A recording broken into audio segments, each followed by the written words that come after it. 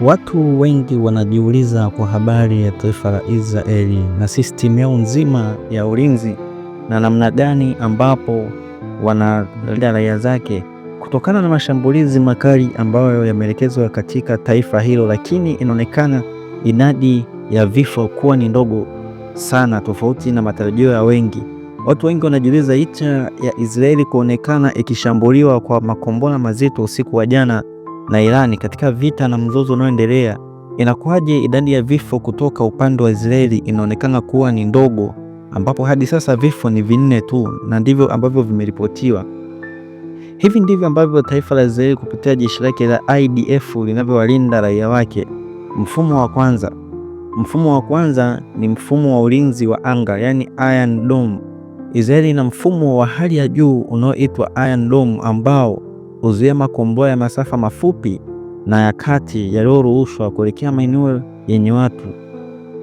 Mfumo huu una uwezo wa kuchambua na kuamua kama kombora litadondokea sehemu ya watu au eneo tupu na kuharibu tu yale yanayolenga maeneo muhimu. Pia kitu cha pili, Israeli na maandalizi bora ya raia. Israeli imewekeza sana katika kutoa mafunzo kwa raia juu ya namna ya kujikinga wakati wa mashambulizi. Mifumo ya tahadhari ya mapema inayotahadharisha watu sekunde au dakika chache kabla ya kombora kufika. Kila nyumba mpya nchini Israeli kwa kawaida huwa na chumba cha kujikinga, yani kilichojengwa kwa viwango vya kijeshi. Hii inawasaidia raia wao kuwa sehemu salama na kujificha hata linapotokea shambulio la design hiyo au la style hiyo. Unakuta wanakuwa salama na hawapati madhara kwa kiasi kikubwa kama ambavyo watu wengi wanavyotarajia ingetokea. Jambo lingine la tatu, usalama na ujasusi wa kipekee. Israeli ni mojawapo ya mashirika ya ujasusi yaliyo na uwezo mkubwa duniani kama vile Mossad, Shin Bet na Aman. Wanapata taarifa kabla ya mashambulizi mengi na huwezi kuchukua hatua haraka. Unakuta Israeli kabla wewe hujaanza kuleta mashambulizi, unakuta tayari washapata taarifa. Kwa hiyo mashambulizi yako hayataleta madhara makubwa sana katika kushambulia maeneo ndani ya taifa hilo la Israeli. Pia kitu kingine ni maendeleo ya teknolojia.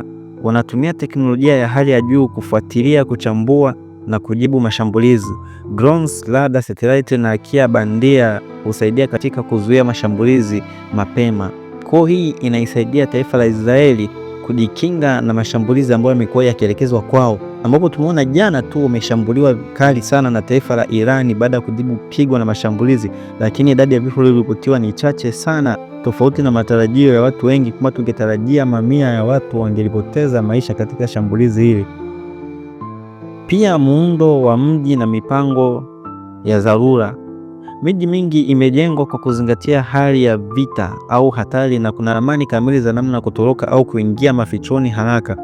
Huduma za dharura hujibu matukio kwa haraka sana ndani ya dakika chache tu.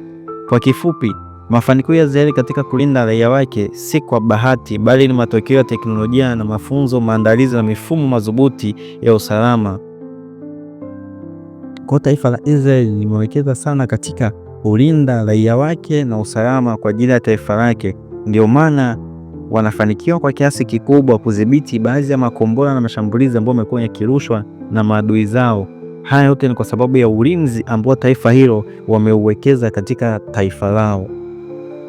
Pia taifa la Israeli ni taifa agano na Mungu, ni taifa ambalo limetokana na uzao wa Ibrahim, Isaka na Yakobo. Kwa hiyo wanatembea katika agano la Mungu. Kwa hiyo taifa la Israeli imebeba agano. Kwa hiyo agano hilo ni agano ambalo Mungu aliweka kati ya Ibrahimu, Isaka na Yakobo. Kwa hiyo hayo yote yanapoendelea kwetu sisi wa Kristo na kwetu sisi waamini ni ishara mbalimbali kuelekea ule mwisho na Bwana wetu Yesu Kristo kurejea. Kwa hiyo chukua hatua unapoona haya yanatukia, tengeneza mambo yako. Yesu Kristo yupo mlangoni.